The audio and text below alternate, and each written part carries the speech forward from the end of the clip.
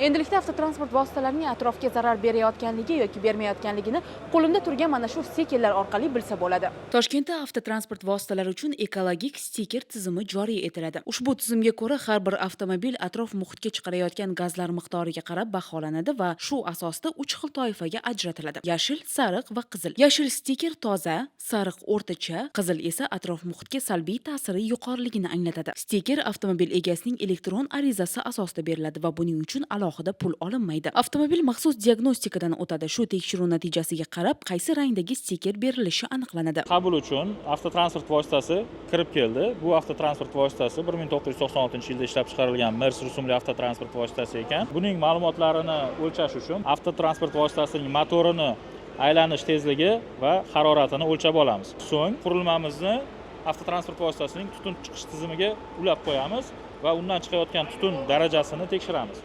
Tutun darajasini tekshirayotgan paytda 3 ta namuna solinadi va shu 3 ta namunadan o'rtacha qiymat hisoblangan holda shu qiymat qaysi me'yordaligini belgilagan holda u qanaqa stiker olishini bilishimiz mumkin.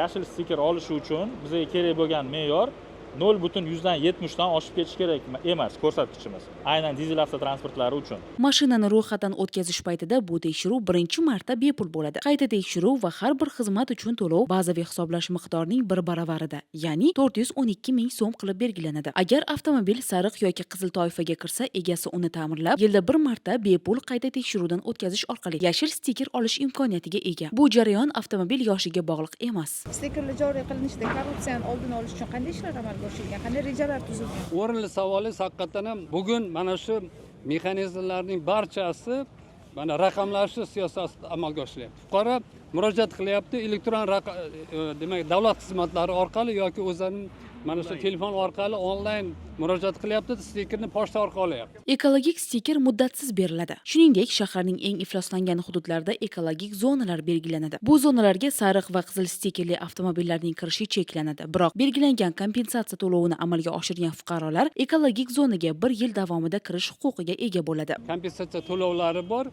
Qaysi sariq stikerga ega bo'lgan transport vositalari 1 BXM miqdorida kompensatsiya to'lovlarini to'lasa, qizil stiker egasi esa 3 BXM miqdorida kompensatsiya to'lovlarini to'laydi va 1 yil davomida o'sha hududga bemalol kirish huquqiga ega. Ekologik zonalarning chegaralari mahalliy xalq deputatlari kengashlari tomonidan Ekologiya qo'mitasi taklifiga asosan belgilanadi. Ushbu tizim avval Toshkentda, keyin esa boshqa hududlarda bosqichma-bosqich joriy qilinadi. Shuningdek, ushbu qaror 2026-yil 1-yanvaridan kuchga kiradi.